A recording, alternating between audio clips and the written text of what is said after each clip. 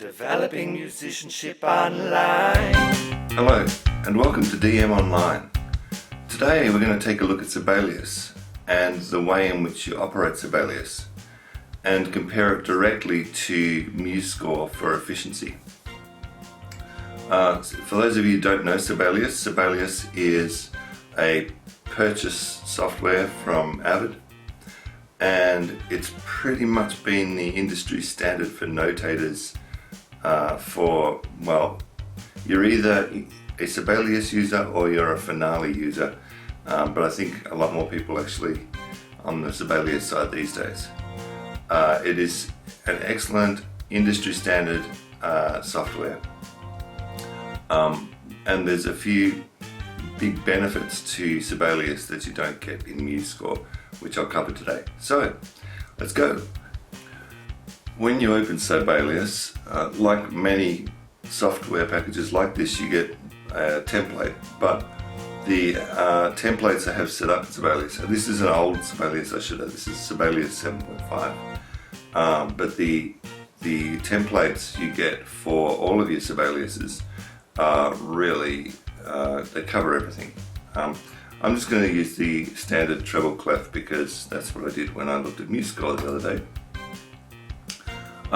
Some of Musescore and Sibelius are completely compatible in terms of how they operate, and then you just have a lot of extra bits in Sibelius that you don't get in Musescore.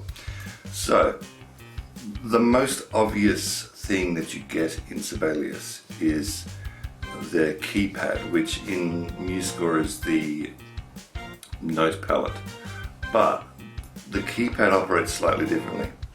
If you have a alpha numeric keyboard with a numeric pad on the right hand side, it should be on the screen right now, that numeric pad coincides with the keypad in Sibelius. So in other words, if you want a quarter note, just tapping a 4 on your numeric pad will bring up the quarter note. So if you recall in Musescore, I was always having to drag my mouse up to the palette to change notation. In this, with that alphanumeric pad, you can have your keyboard under one hand, your numeric pad under the other hand, and you can just be banging away, and it's super quick. Now, I don't have that numeric pad on this computer, so I don't have that luxury today. But if you do, it's really good. Now the other thing about this keypad is they've put a lot of other options in here which you have to dig around to find in Musescore. Things like grace notes and rolls for drums, a lot of the string articulations, and the repeat bars for drummer scores. So there's lots of things in the keypad which you would have to dig around through the palettes in Musescore to find. Let's have a look quickly at the operation. So now, similar to Musescore, you have a point and shoot option in Sibelius. So if you actually take your mouse and you point it at a quarter note, you say I want a quarter note, it's automatically going to go to the point and shoot mode, which we were using the other day on Musescore. And then you change the note value and it stays in the same mode. Oops.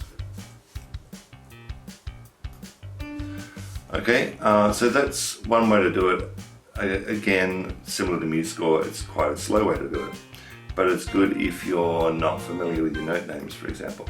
It's much quicker to use the keypad, even quicker again with the numeric, as I said before, but you choose the quarter note, you highlight the rest, you choose the quarter note, and then you play with the note names on your keyboard. Change the note value as you need to, and away you go. So the format of that keypad sits quite well under a mouse as well. So if you do not have the numeric option on your keyboard, then it's quite easy to just hover over the keypad and use your mouse to flick between note names and then keep your keyboard under the left hand. You can also use the MIDI keyboard and it's pretty good at scanning for MIDI and just telling you, yes, you've got MIDI keyboard. And then, but same deal, if you're not going to use live, then you need to be using the keypad or the numeric pad. So, one of the other things which for a Sibelius user of long-term, Musescore can frustrate you here. The P key on Sibelius plays from wherever you are in the score. The P key on Musescore brings up the piano, and the play function in Musescore has to be triggered from up on the palette with the play button. You can also use space as a play button in Sibelius. So this is the other thing about Sibelius, is a lot of their hotkeys are better thought out than what they are in Musescore.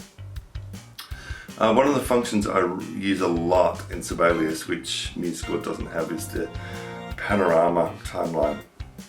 Especially if you're operating on a score, the panorama, like if you've got 5 or 6 parts, and the tendency for the score is to break down to the next page, and then because you're not really seeing the whole page and you're seeing part of it, sometimes it can get a little bit distracting as you're writing. So by using the panorama, you're just getting a continuous timeline of your music.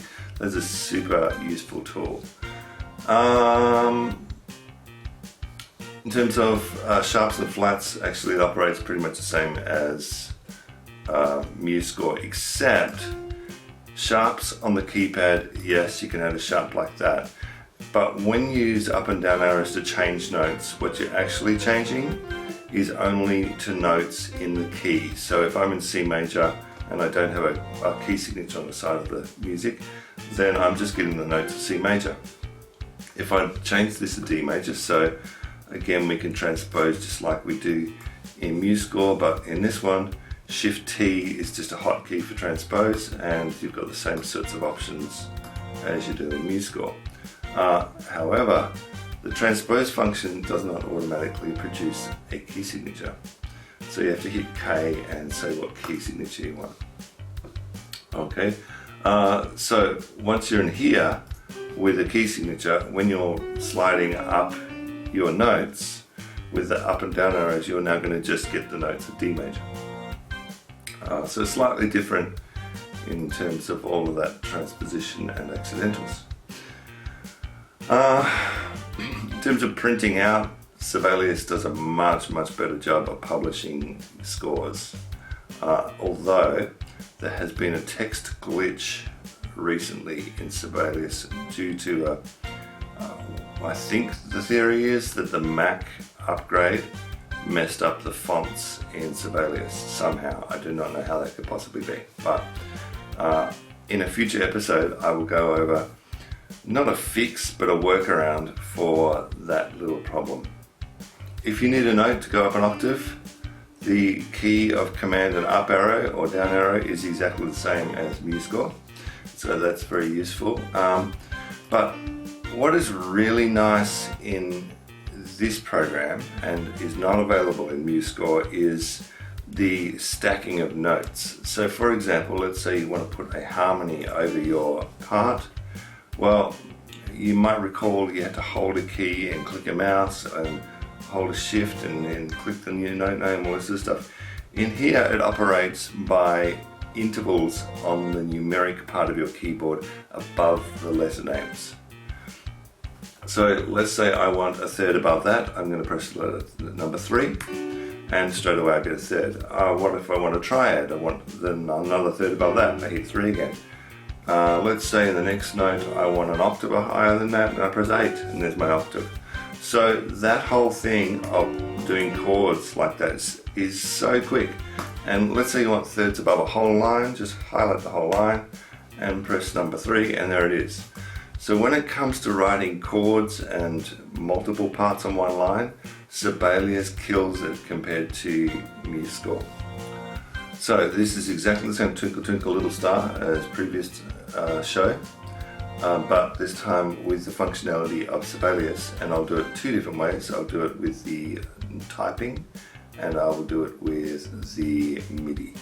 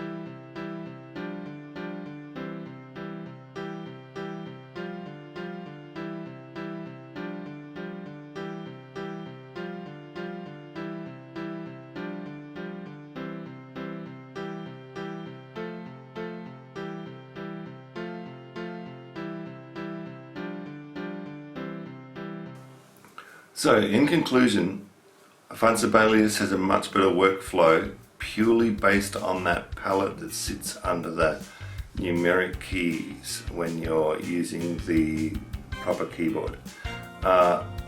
In terms of functionality, when you've not got that keypad, it's pretty close to similar with Musescore, with the big difference about stacking the notes.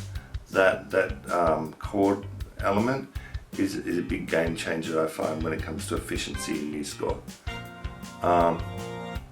Aside from that, there's the glitch that has come up more recently with Sibelius, which I'll go into next episode if you're a Sibelius user and you want to know how to work around that. Okay, thanks for joining me, and I'll see you next time. Bye bye. Developing musicianship online.